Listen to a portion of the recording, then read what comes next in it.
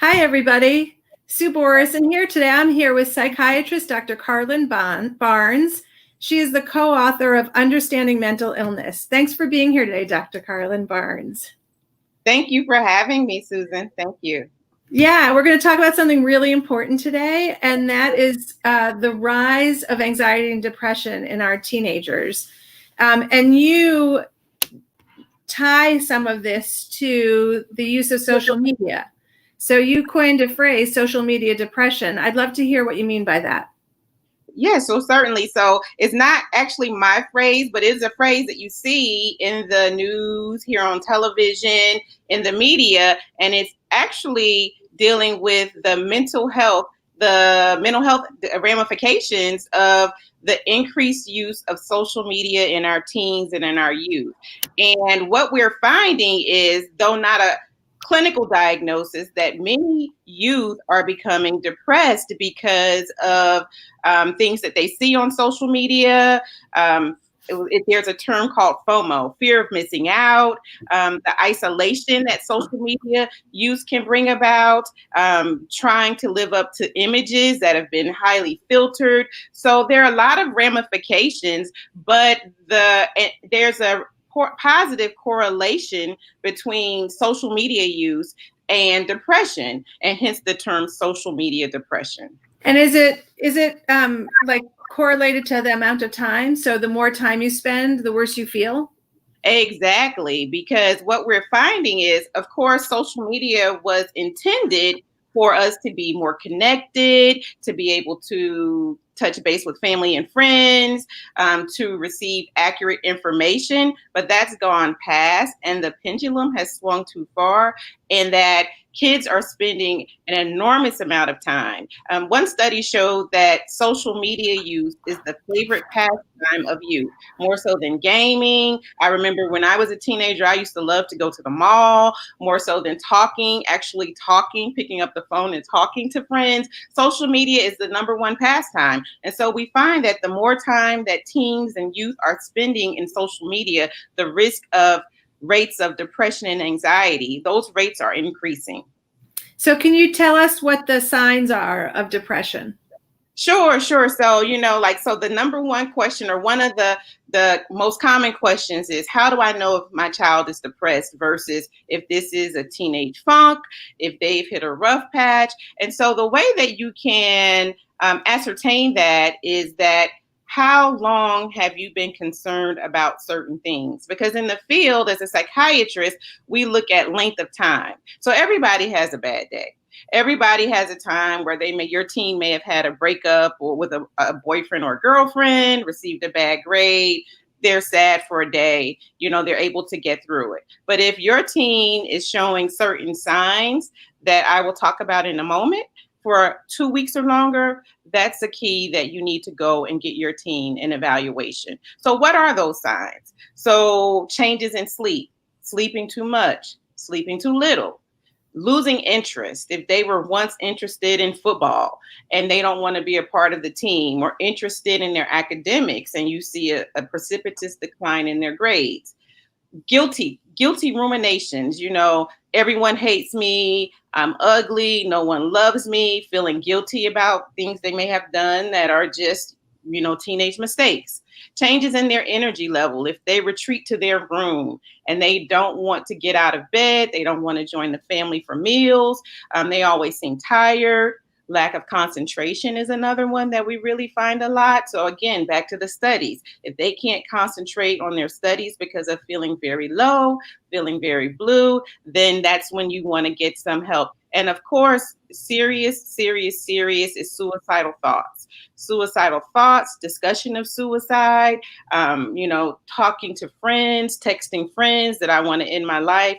We need to always take that serious. So it's the time, the symptoms, and then if that's affecting their functioning. Again, I mentioned one thing that I see a lot is grades dropping, and not being able to maintain relationships. So looking at all those things together, if you have a teenager that's dealing with those things, you need to go get them some help.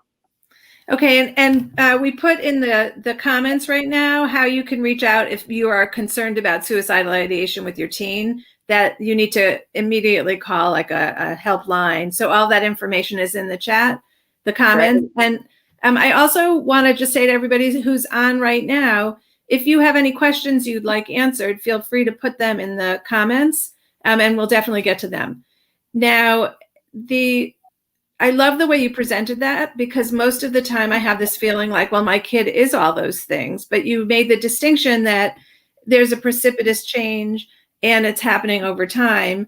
The other thing I wondered is, I've had times with my own kids where I've wondered, like I've had this nagging feeling, am I taking this too lightly? Is there like a parent intuition?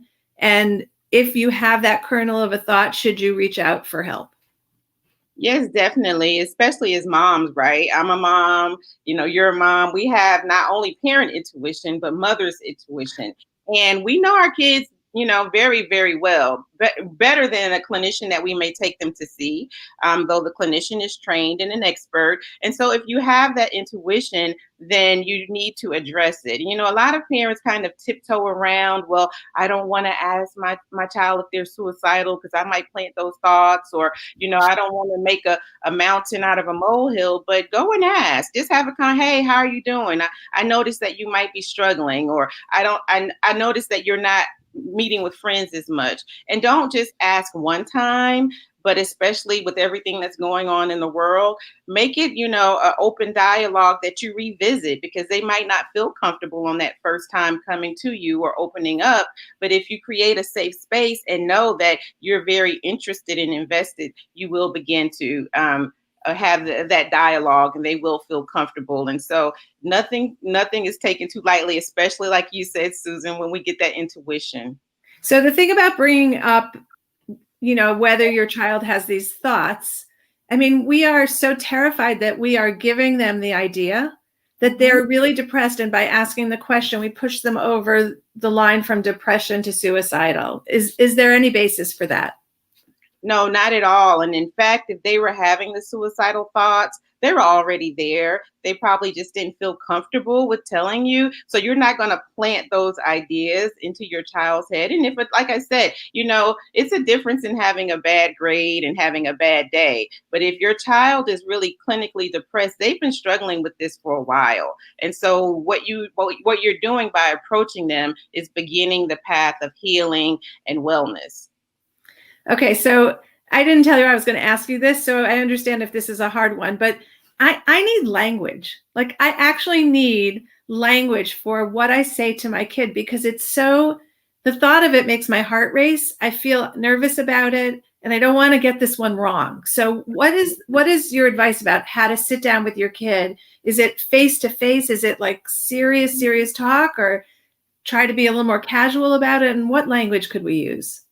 Those are great questions. And in my book, we talk about, right, the language of mental health and mental illness, because a lot of language that we use, like my mom's going to think I'm crazy, or you're psycho, really help to perpetuate the stigma associated with mental health and mental illness. And so I think that the language, what I would recommend as a child and adolescent psychiatrist, is to just have a safe space, right? So we're all busy. We're great at multitasking, but these kind of conversations, you really want to be here now and be present. And so you want to make sure it's at a time that you're approaching it without a lot of distractions or hurriedness, and can be thoughtful and open and have a meaningful conversation. And so what I would do was just, create a safe space, whatever your favorite room in your house is.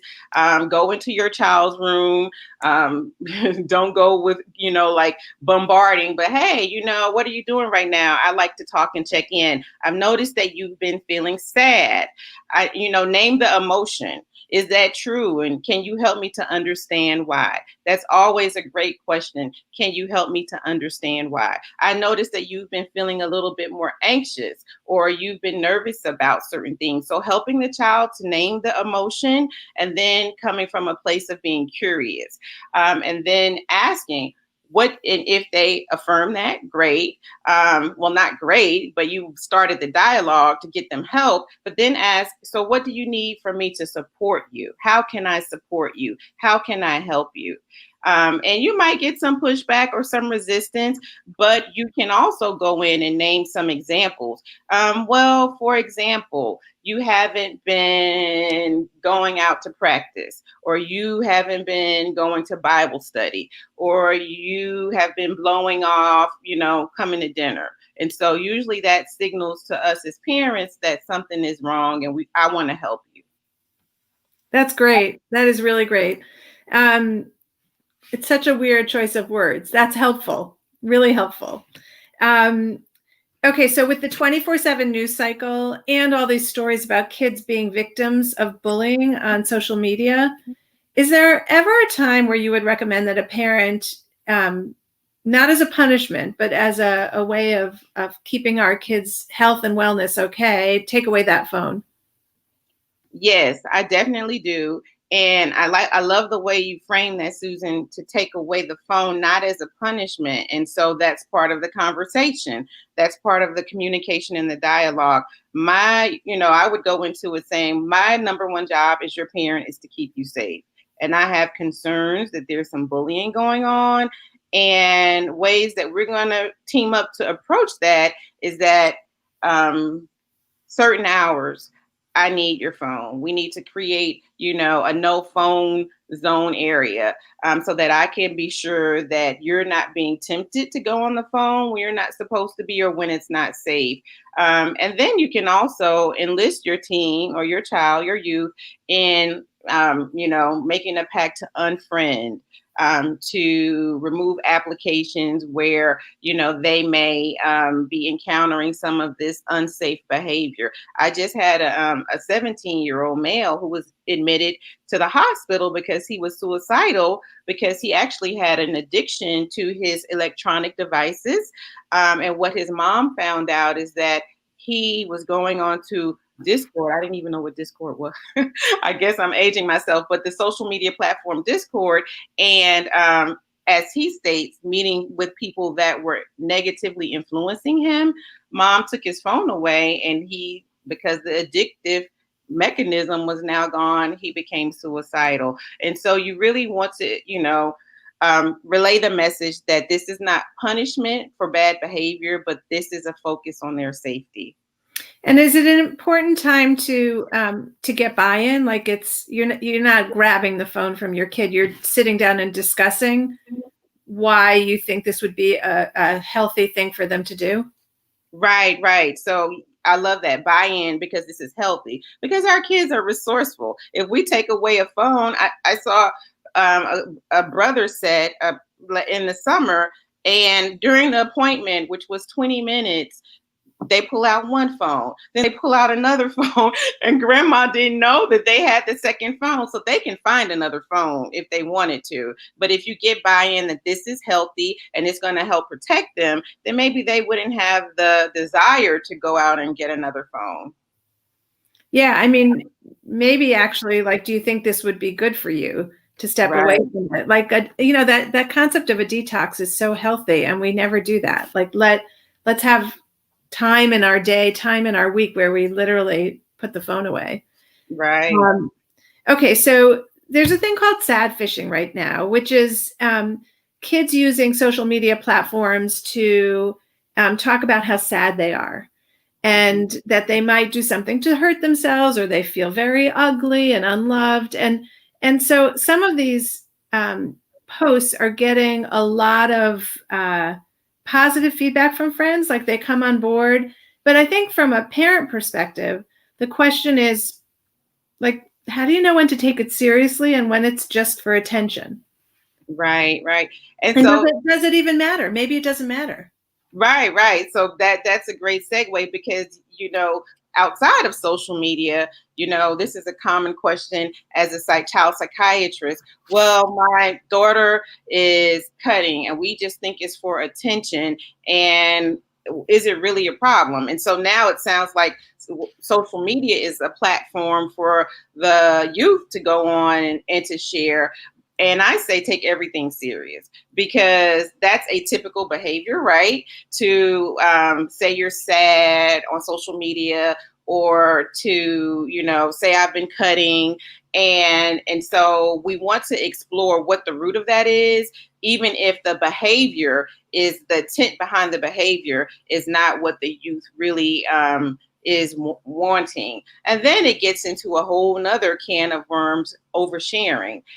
This is a social media footprint that's going to be with this person, through screenshots and different mechanisms for a very long time. And this just may be a rough patch, a bad day, or it could be signs of something more serious. But do you really want to leave that out there? And then you don't know who you also are influencing that may not have the resources or the resiliency that you have. And so you just really want to explore, take it serious, and then to rechannel the behaviors. Wow, that's so helpful. That is so helpful. Like, the exploration is not where we go to first. That's not our inclination as parents. Our inclination as parents is to be really frustrated and want to solve the problem. But the exploration may get you to the truth of what's going on and coming up with better solutions than using social media. Thank you. Great. Okay, so you brought up oversharing. One of the things that we're seeing happening is that our lives allowed us to have missteps and pranks and things that we did as teenagers that we got away with. I mean, we maybe got in trouble, but it was a moment in time. It wasn't forever. So what do we tell our kids? How do we convince them that putting something online that might seem like a harmless prank to you, but actually might be breaking the law, now puts you in a perilous position legally? How do we convince our kids? Because, it's kind of like, we understand that doing some of these things is just the test that teenagers do, but the law doesn't forgive it.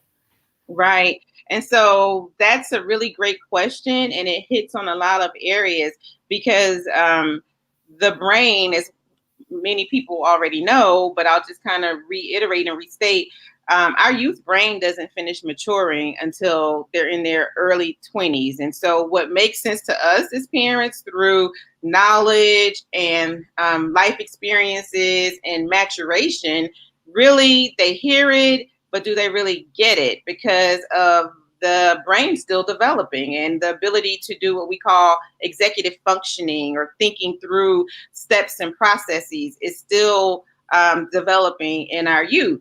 And so with that said, one thing that I recommend practically when I talk to my own child, who's now not a child, he's about to be 21 next month, my man child, but also my patients, is don't put anything on social media that you wouldn't want your grandma to see. And not even your mom, but your grandma, because I think kids see grandparents a little bit differently. And so don't put anything on social media that you don't want your grandma to see. And if you're thinking of posting something, don't just pick up your phone and post. Think about the content of what you're going to post. Count to 10 and then post. So those are two practical things. But I think outside of that, just kind of reiterating, this is a conversation to have over and over again because of the fact that their brains are still developing. What you put on social media is going to be out there, and you don't want to make your mistakes in front of an audience of who knows. But I also tell parents, please know where your kids are going and what they have. Because I saw one of my adult patients, and she was concerned and talked about in a session her teenager who had a Finsta. And at the time, this was a couple years ago, I said, what is a Finsta? Oh, it's a fake Instagram account. So, she didn't even know her daughter had that. Some parents don't even know what Finsta is. And so just really, part of being a parent, especially a mom, is sometimes having to be a private investigator and being clever at it. But you really have to know where your kids are going on social media and what they are likely or able to do that might be harmful to them in the future. Okay, we have a question here about the phone. Let's see. He's protective of his phone and now his room. We have to be careful about respecting his space and communicating. We're doing better, but it's constant. Okay, so it's, it's just basically a story of the struggles that we're all dealing with. This is a tough time to be a parent and to be a teenager. Here's my last question. I'm a parent on this right now, and I've got a sick feeling. I've got that feeling like I need to do something. Where do I start? So where you start is, I think, a great place to start is with your primary care provider or your pediatrician. My primary care colleagues are very good in screening for depression, anxiety. They have a wealth of resources, including, if they need to refer people to see me. A psychiatrist, a psychologist, a clinical social worker. You can also start with hotlines, grassroots organizations in the community. You mentioned, Susan, the National Suicide Hotline. And so hotlines are great places to point people in the right direction they need to go. The other thing is that we get a lot of referrals from the schools. And this is one of the kind of arguments about kids being in school. That's a whole nother topic, but, teachers are on the front line. Guidance counselors are on the front line, and, they see our kids. Prior to COVID, they had their eyes on our kids every day. And so we get lots of referrals from teachers in the school system because they are in tune and in touch with how our kids are doing emotionally as well. Dr. Carlin Barnes, thank you so much for all this wonderful advice. And if you are looking to read more about this, Dr. Barnes is co-author of Understanding Mental Illness. Thanks so much for being here with us. Thank you. Have a great day.